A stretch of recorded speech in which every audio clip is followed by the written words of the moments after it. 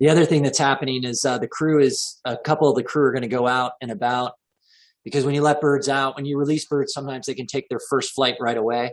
So we'll stage a couple folks outside the release pen down. They're going to some observation posts we have established for after release. So in case a bird takes a big flight, we can see where that bird lands and kind of monitor it. So I think that's what's happening right now. They're spreading out, heading out to their positions, and should be opening that door any second now. So hang in there, everybody. All right, we're ready, guys. Here we go. Carolyn's on the. There it goes. Keep pulling. Do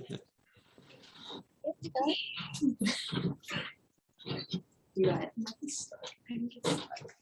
So the lower handle there on the left. See how that's stuck on the. Yeah, there you go. There we go. Nice.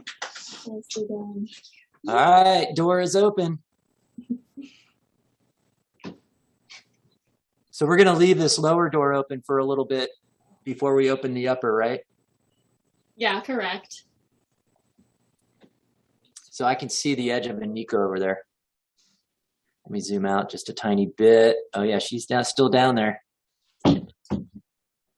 Everyone see her there on the left side? Oh yeah, she's peering out. Yeah, so this time it's pretty exciting. We don't have the latency, the lag between the camera view, so we figured that one out. That was the first release was a little bit of a test run, but now we have the live. You're seen as truly live.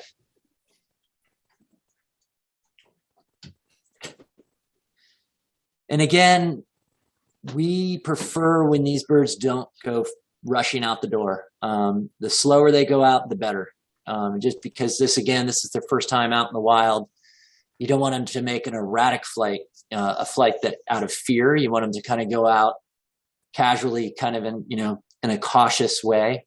That's how they are out in the wild. Anytime they approach a new, say they find a new carcass on the coast, condors are very cautious. People go, why don't they go down and feed right away? And it's what they're doing is scanning the area for, here we go. She's thinking about it. She's in the pace mode. We're at the edge of our seats in here, just waiting for it to happen. Yeah, if you guys are seeing anything different than what I'm seeing, let me know. But it looks like she's just. She definitely wants that cow. Yeah. She's walking. Right, Here we go. Come on, INIKO. Suspense is building.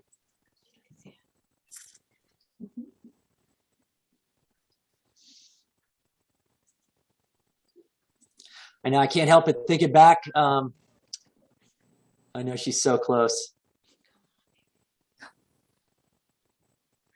I keep thinking back to that day we rescued her, and just to think that we didn't know how bad that injury was when we grabbed her. We didn't know if it was a broken leg, which for a condor can be obviously bone breaks are very hard to heal and recover fully. So awesome to see her, to find, when we got her at LA Zoo and they gave us the initial diagnosis that it was just a sprain and hope. But boy, that day we were hiking her out. I think Evan remembers it was, we didn't know what we were into there, but cool to see it come full circle.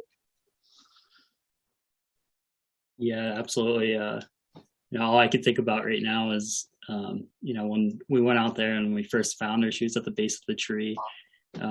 Really hunkered down and scared, and right now she was looking really confident and just ready to go back out there and be in the wild. Yeah, that's a good point. Yeah, I do remember that she was hunkered down. She had to be terrified after being attacked by that older male. Yeah, I don't think she realized we were there to help her. That's for sure, because she definitely put up a good fight.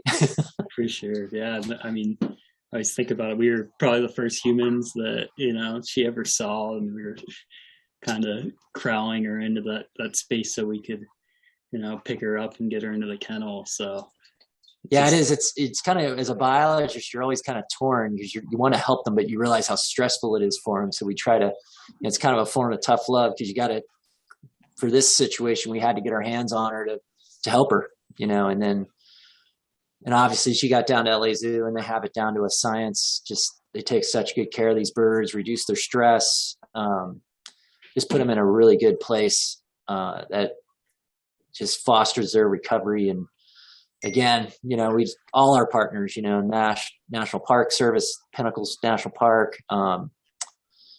U.S. Fish and Wildlife, who oversees the condor recovery, it definitely takes a village, and all the other captive breeding facilities I mentioned, Oregon Zoo, San Diego Wild Animal Park, and World Center for Birds of Prey at the Peregrine Fund.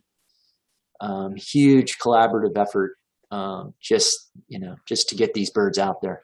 Oh my God, INIKO's so close. It's the should I stay or should I go? Come on, go. But again, I prefer this. I prefer this slower approach. It is the anticipation is killing me, but it is nice that she's taking her good old time. And as we say in the field, we're all on condor time right now. This is what it's like to be a condor biologist. You're waiting for that one thing to happen, and it might take 30 seconds or it could take 3 hours. So it's patience is a virtue for sure, but it's always rewarding in the end. The wait always pays off. Yeah. So what are did the other birds move down the hill a little bit? I see some activity down there. I'm not going to move the camera from the door. Last time I did that, the bird went out right when I moved it. So sure. Yeah. It looks like some of them are just below the bath, hanging out. We from our angle here can only see, heads of the birds, but yeah, it looks like 995 might be just below the bath. 904. Yeah, and maybe you guys can describe what you did last night, putting out obviously we like to put out a little food out there for when they get out, they have something to eat on. Yeah, we we put a couple cows out. We put one cow out on the slope farther down. Instead of putting a cow inside the DDT, the double trap isolation area, we put it just outside, and you could see INIKO pacing back and forth with that cow. And we did that on purpose, so they would be drawn to come out to that cow. And then, we installed a couple cameras, trying to get good footage today. And I got the doors greased up and, ready to be opened, and made sure, everything was working correctly. So. Here we go. Come on, INIKO. Here we go. Oh.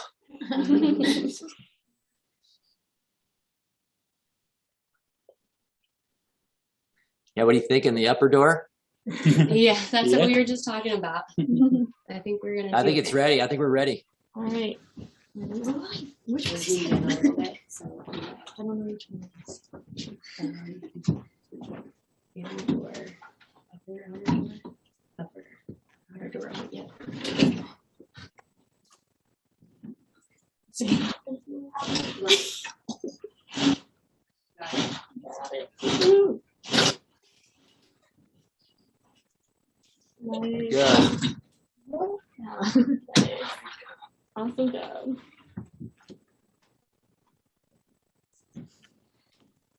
Both doors are open. Both doors are open, folks. Now this is going to make it interesting. Who's going to go out first? Because now we have both doors open. I don't know if INIKO is the front runner anymore.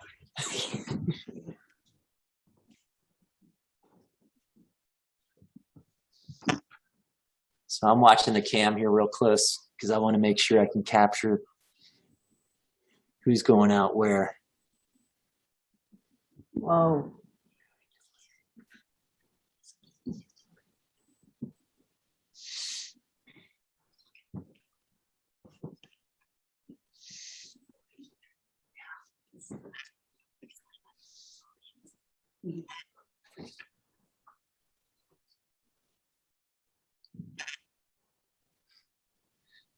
Yeah, and so everybody knows, before we release condors, they're all fitted with with wing tags, not only a identification tag. So this cohort will have a bright orange tag with a black number associated with their stud book number, which whenever a condor is born, sorry, I was watching INIKO there. When every condor is born, they're assigned a stud book number. And we put the last 2 digits of that stud book on the wing tag. And that allows us not only to track individuals, but we can see them from a pretty good distance out in the wild with either binoculars or a spotting scope if they're perched in a tree. And then another really cool tool we use is we attach, especially on release birds, we always put not only a radio transmitter, which emits 1 signal per second. And this has been the traditional way of tracking condors for the last 20 years. But in recent years, we started using GPS transmitters to augment the radio telemetry. So it's been a really cool addition. And the data we get is pretty amazing. Boy, Nico's getting close. And this is really critical because when these young birds go out, we really want to keep a close eye on where they're at. And for example, just like you heard Grayson and Carolyn mention 1019, when she went out, she took a pretty big flight. She ended up a couple miles from the release site. Oh. And with that GPS, we were able to keep a really good eye on her. And the GPS will send us pretty accurate locations of where she's at around the clock. So the data comes in basically in an email. We just load it directly into Google Earth and we can see exactly where she's at. So it's as a biologist, it's a really great tool and just a way to kind of monitor the welfare of the birds.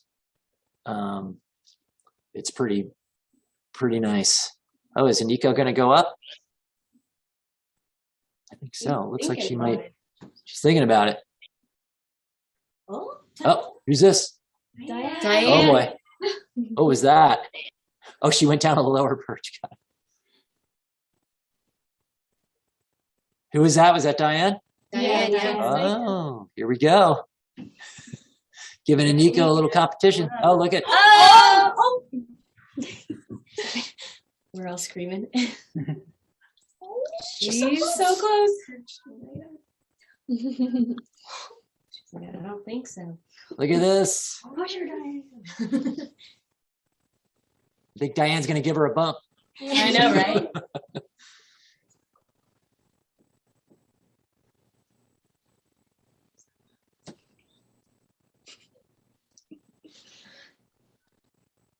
Man, they are really dragging it out this time. The excitement this is pretty awesome. Oh, come on. Just kidding. Oh. So will Dian take the initiative here? There's a window of opportunity for somebody. Come on. Come on, Dian. Yeah, it's funny. I remember, so the last release, once one bird went out, they all just started coming right out. So I think we've all been in that situation where you're at a swimming hole on top of a cliff, and who's going to jump first? Who's going to jump first off the rock into the pool?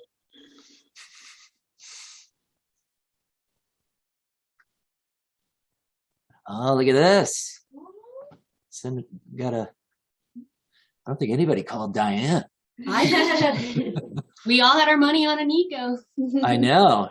Here she goes. Yes. How cool.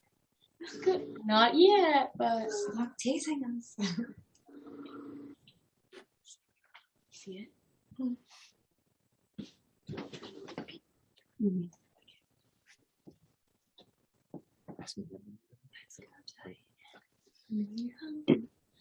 Pretty exciting.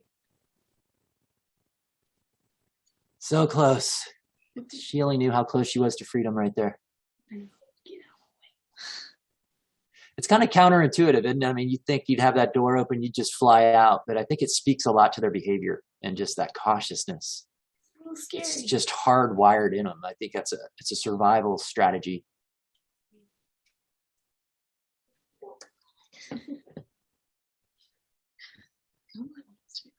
Look at, here we go. Diane going. Woohoo! Oh, here we go. INIKO. Oh, Nico. Oh my God, so awesome. And Boy, Diane's got Oh, they're right like how wrestling that. out there. A big shout out to Dian Fossey. Woo-hoo. I think she was watching. oh, that's awesome. And we just got Rachel. Rachel's like, y'all Yeah. have fun. Yeah, they went both right out onto the slope. They're Just just getting fighting into out it right there. now. 904. Oh boy, we got a battle going on. Look at this. 904. Welcome to the wild. Go down. And he goes, "We're gonna do the cage for 2 Mm. Absolutely.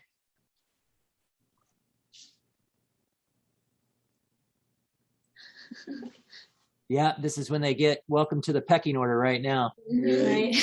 Yeah, there's no delay on that. Look at INIKO's on the carcass already. Yeah. Wow. She still likes to eat, that's for sure. Look at that. She's owning that thing.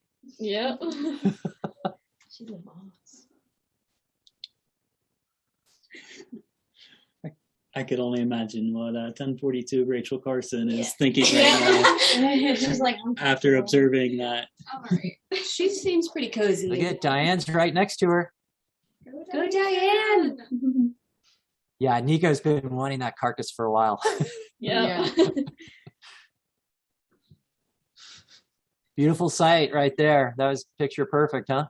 Yeah, That was awesome. It's a smart move. Yeah, on let me her know part, if you letting see, someone else go first. Yeah, let me know if you see Rachel move and I'll switch it back up. Yes, sir. Okay. I'm going to stay on the action here on the. Yeah. So yeah, LA Zoo did a good job with the Nico. She's definitely not lacking confidence.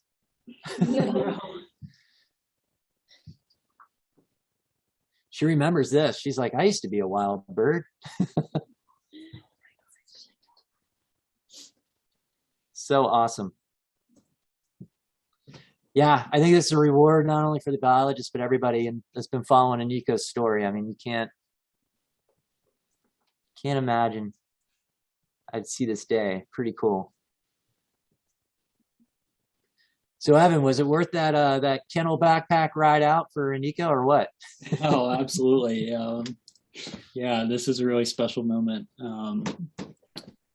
Like you just said, I didn't know if we'd ever see this moment. We put her in that kennel and off to LA Zoo she went, and we didn't know what her prognosis was going to be. So this is just really What something it's all about, special, right? right? Yeah. So. It's a big thank you to LA Zoo again. I'm sure they're pretty stoked right now to be watching this.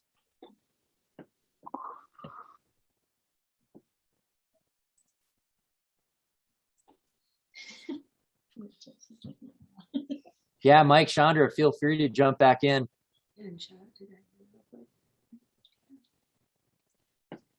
Yeah, we were just going back and forth about, when you open a door like that, and they're used to the door being still, and they're kind of in a hesitant situation, and then the door moves. The last thing they want to do is walk towards the door. You know what I mean? They get kind of scared of it. So like we're watching, like, God, this is just like at work when we go to release a bird. It's the same thing. But just Because you guys are moving them between pens and without trying to. And the trick is we're trying to do all this without them seeing us. So it's all remote doors. Yeah, all remote doors, even in captivity. I think folks don't realize the effort you guys go through on the captive side. Being there right there in Burbank. You have a ton of white noise, but it's amazing how private you keep that exhibit. Obviously it's not visible to the public.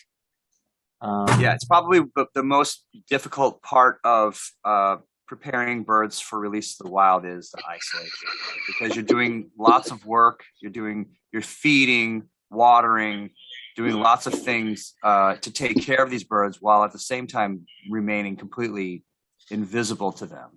So probably the hardest thing to do is to not create a food association with your daily feeding with humans. So everything has to be done with visual barriers and et cetera, and keeping out all of that,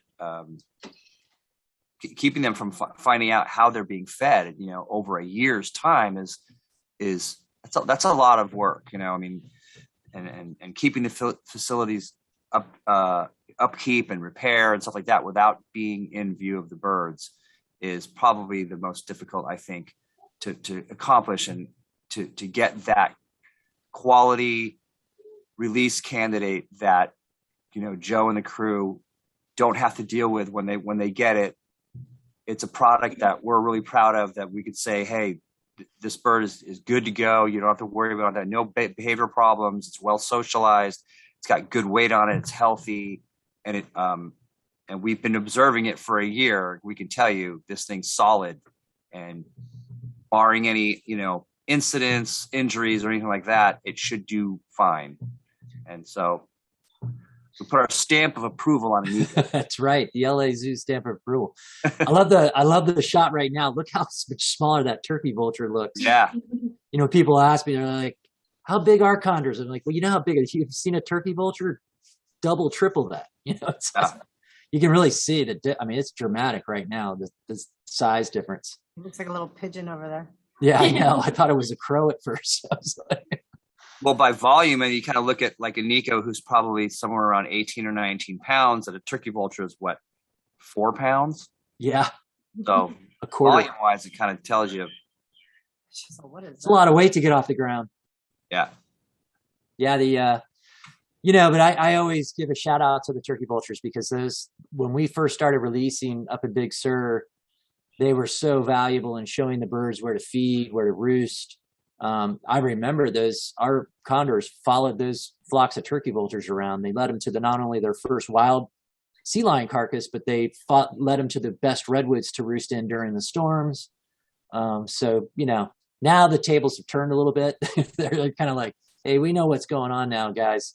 But we did have one of our release birds from last year recently following some turkey vultures around, down around Cambria, San Simeon, which is pretty cool because, it's interesting, their relationship with turkey vultures, but it's definitely a turkey vultures have to wait kind of thing.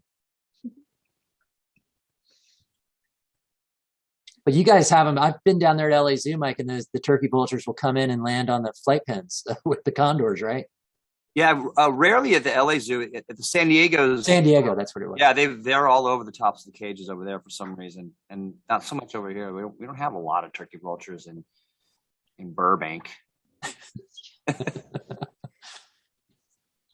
But yeah, really cool. Close cousins. Yeah. Similar, but it's funny that even if that turkey vulture waits, he still gets a meal. I mean, they can get in those nooks and crannies on a carcass that the condors can't get to.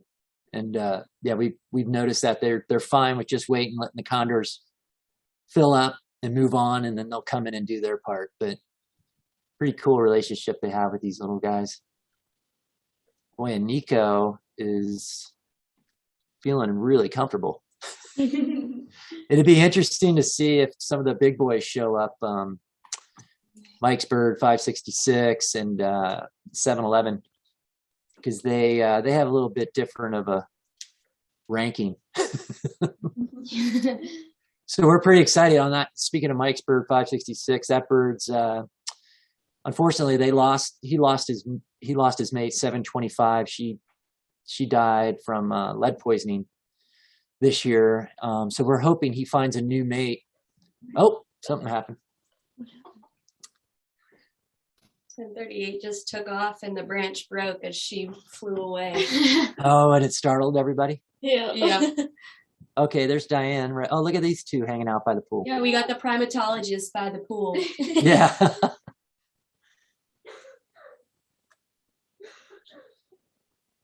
So that's pretty perfect. They now know, anytime we release these birds, we like them to know there's basically a backup food source. There's water that they can come back to. And honestly, the biggest draw is going to be those pre-release Yurok birds hanging out in the release pen. The social draw is pretty huge when you release condors.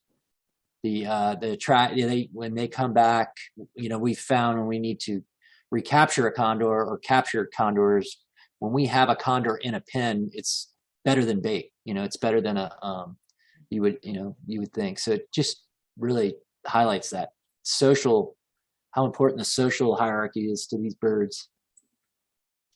What are these guys doing? Oops, sorry, lost the cam going there. Got a little wild with the cam.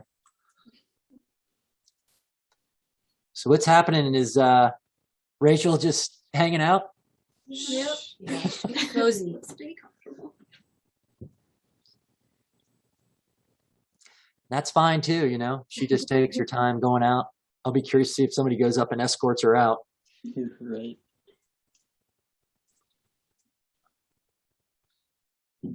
Pretty cool. I wonder where they'll end up tonight. I wonder if they'll all roost together somewhere nearby. There's a lot of good options, so. Yeah, you can't really see it on the cams, but there's huge pine forests that surround the release site, which makes it a really nice release site. Because one of the things we like after a release is that the birds perch up off the ground for obvious reasons.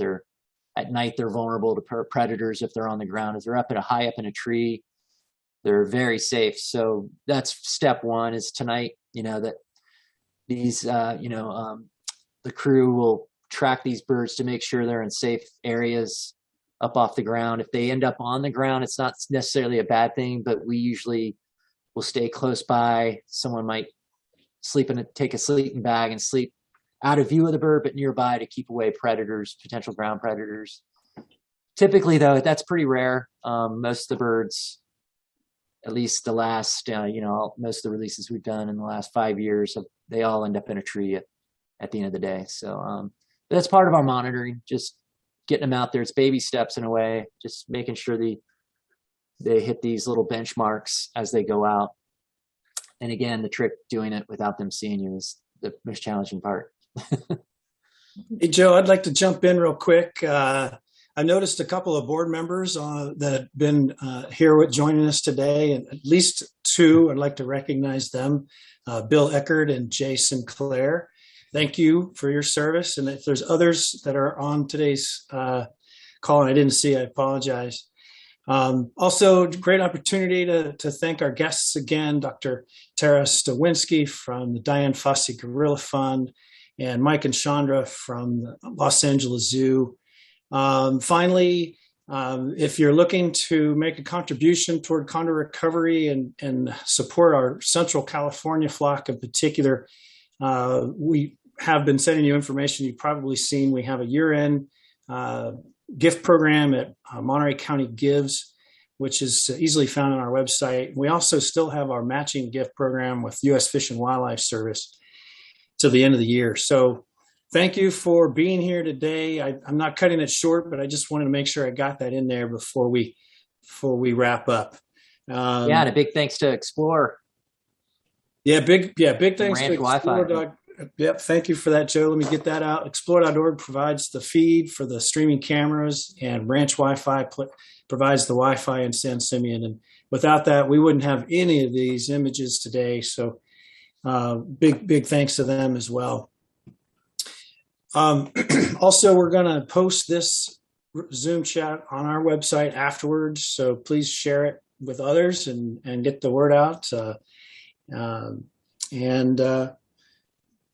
I guess that's really about it. Although I'd like to point out, so Ventana Wilderness Alliance is actually a different organization. I appreciate the comments in the chat.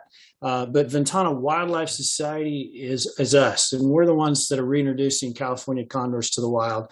Ventana Wilderness Alliance is a great group that we've collaborated with in the past, but they're focused on other issues.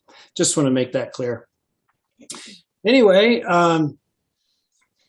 this is probably a good place to wrap up. What do you think, Joe? Yeah, I'll keep the cam going. The cam feed will keep going today, so tune in. You can watch the cam on our website or explore.org. So switch over to view the cams there, the normal spots. And we'll keep the cams on the action, and just appreciate everybody joining us this morning for this momentous kind of celebration.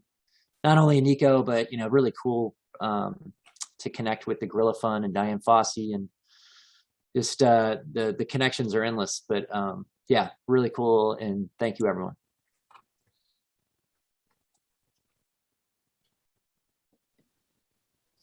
Thanks, LA. All right, take care, everybody. We'll see you next time.